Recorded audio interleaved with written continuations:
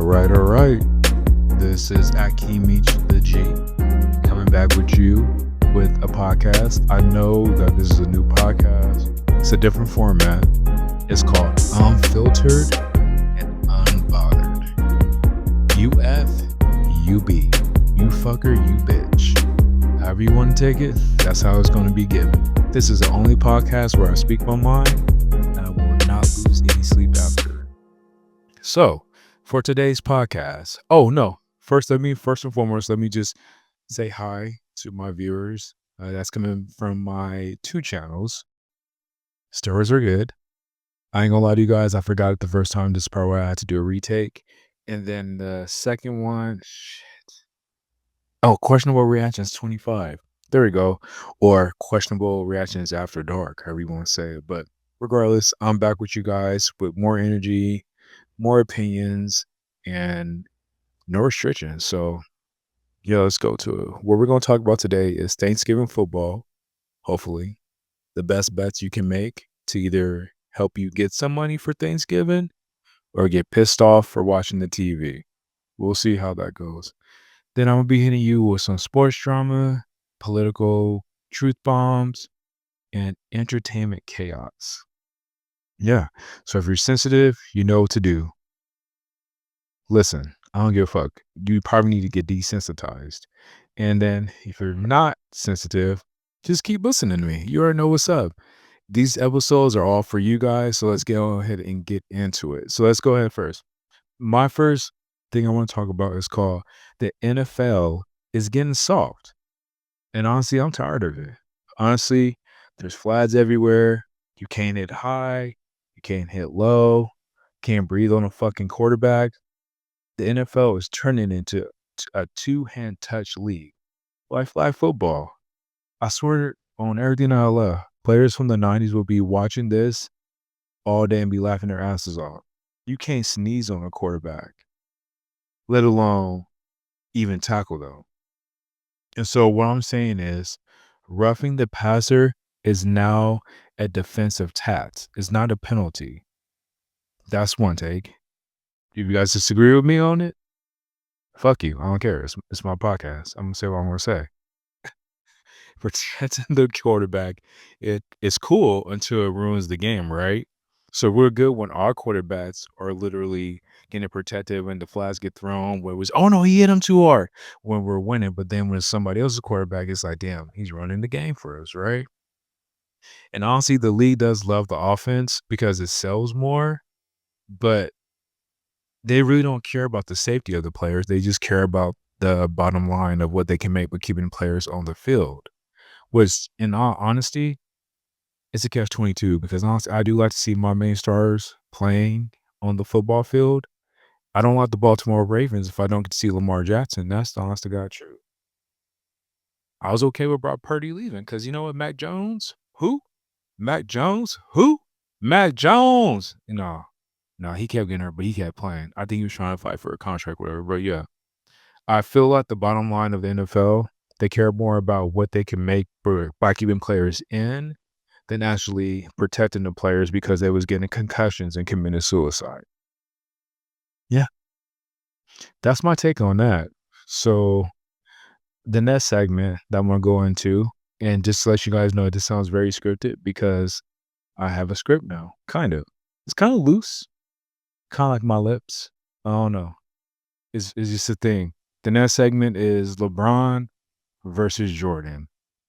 The debate that nobody really wants to hear no more. Honestly, nobody wants to hear it because everybody has their goats and everybody knows the undeniable GOAT. And the reason why we said Jordan is the undeniable GOAT, let's talk about it. And let's talk about the most untouchable topic in logic. LeBron's fans think longevity equals greatness. It doesn't. It really doesn't. Just because you was around longer doesn't mean that you're great. It just means that you had a better diet regimen. You was able to not get fouled as hard. You wasn't playing in the 80s or the 90s, but they could like clothesline you and it's just a normal foul. Like that's just what it is. Let me give you some points. Jordan dominated an entire era. LeBron survived multiple errors. If LeBron played less years, we would be judging him very much differently. LeBron has super teams. That's not the same as Jordan carrying killers like Pippen and Rodman. Pippen, even though Pippen hates on Jordan, Jordan did carry him. I mean, we seen what Scottie Pippen did when 2 years when Jordan was out playing golf and baseball.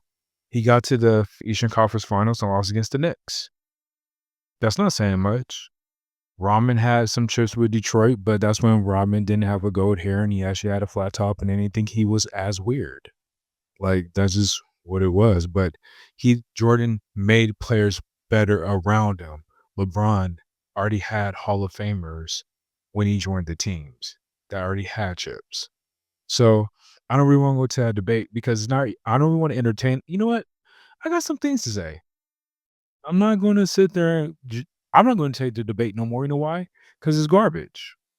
He's garbage. Jordan's the undisputed GOAT. LeBron isn't even the best player of his own era. Think about it. Who revolutionized basketball in LeBron's era?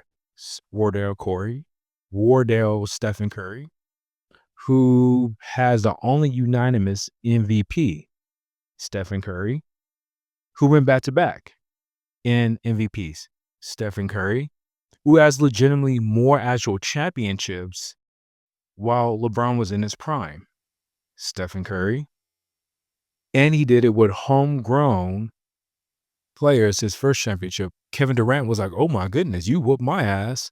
So let me go and join your team. Steph didn't beg that guy to come to the team. He didn't. LeBron had to leave his town to go join somebody that already had a chip. Let's sit on that topic right there. I'm not going to get into this because then we're not even going to talk about Kobe. We're trying to keep this under 10 minutes, I think. I don't know. We'll see what my producer says. So let's see. Politics. Fuck, we're going to get into politics. Okay. I guess we're going to say everybody's fake outraged about it. Don't nobody give a shit about politics. We don't even know who the Secretary of State is. We don't know who actually holds the power or the Senate seats. You guys just went out and got voted because your groceries didn't go down. That's it. And now we can't have no more burritos at Taco Bell the correct way. Not because ISIS, but because the jobs are just going away to robots and AIs and all this kind of stuff. But you know what? Y'all don't give a shit about it. Y'all don't give a shit about it till it's coming out of your pocket or basically it hurts one of your family members. But let's get into it. You know what I really think? I think America is really addicted to? Just being mad. People wake up, they log on to shit that's going to make them mad, and they're addicted to it. They're addicted to being mean people and people being mean to them. They wake up and choose violence. As is the taken. Let me give you my points for this one. Honestly, both political parties run the same scam.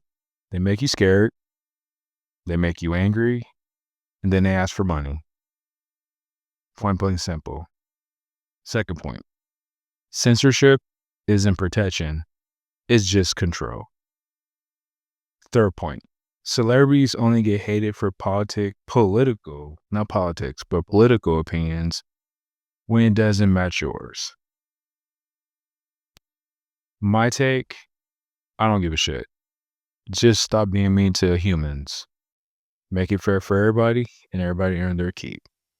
My next segment, because I feel like I'm getting a little bit long-winded, is Hollywood is out of ideas.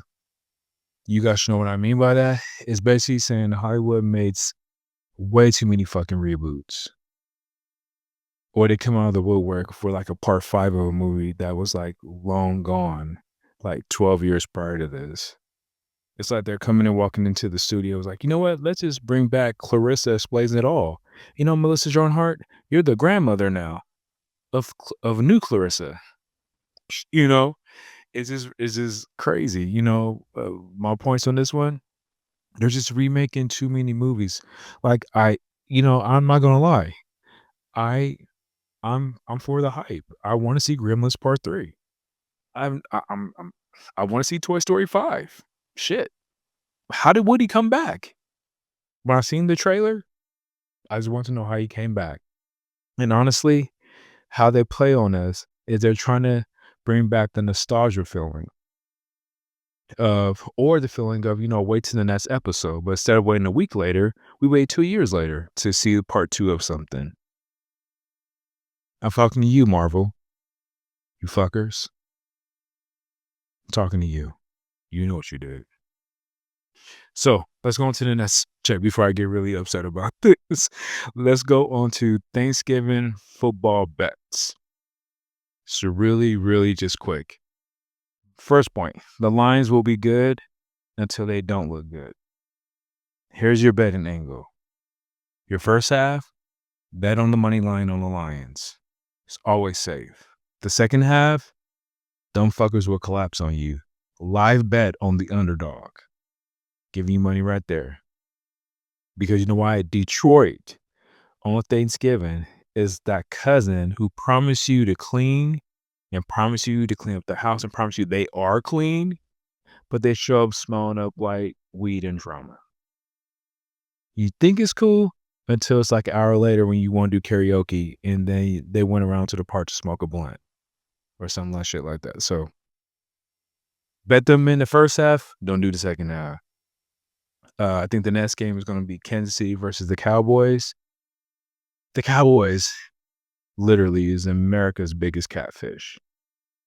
They look elite on Thanksgiving because nobody put pressures on them. It's like their annual audition to fucking collapse. They did well against Philadelphia at the end, and they won that game. But let's be honest, Philly, with whatever's going on with A.J. Brown, he needs to be traded. Just trade his ass. We do better without him. Not we, because I'm not a Philadelphia Eagles fan. I'm a fan of good football, not people doing bitch rants, which is kind of hypocritical for me because I'm ranting right now, right? I don't know.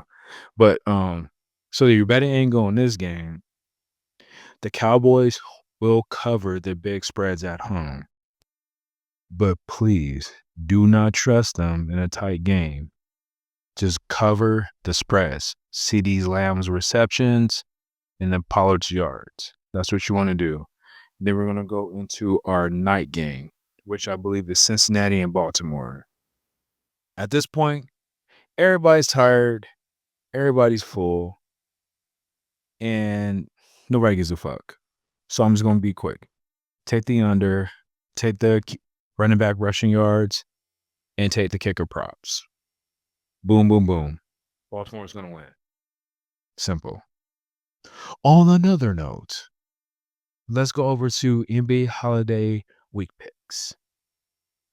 Let's be honest. Don't give a fuck. Let's just take these bets. Just take the young players, take the young teams to cover all the spreads this early in the season. That's what they're going to do. The stars are going to rest, the role players are going to eat, and the young dude's going to look like fucking like amazing people. There's a cup going on. I can't tell you who won the cup last year. I can't tell you who won the cup the year before that. All I know is that the course looked weird, and it kind of scares me because, like, I think it's called the Emirate Cup. I don't know what Emirate even is.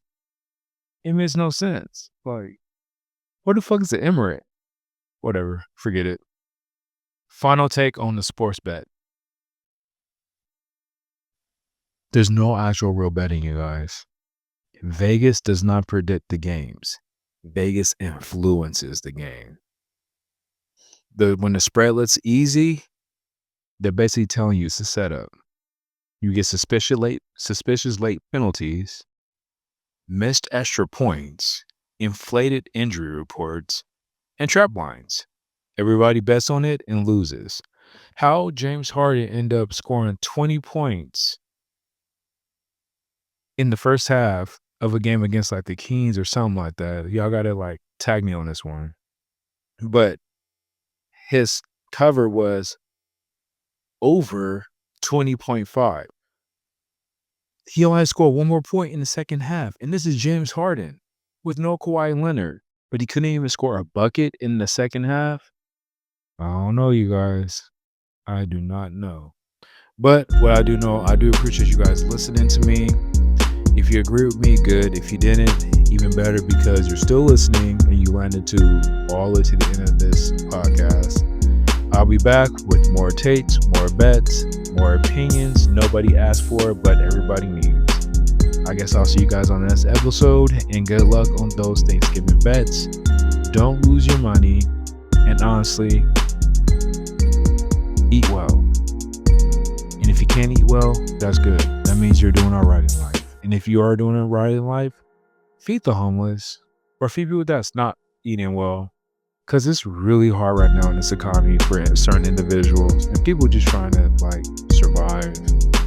But until I see you guys then, this is Akeem Mr. G. This is Unfiltered Unbothered. And like I said, I don't give a fuck about what you think.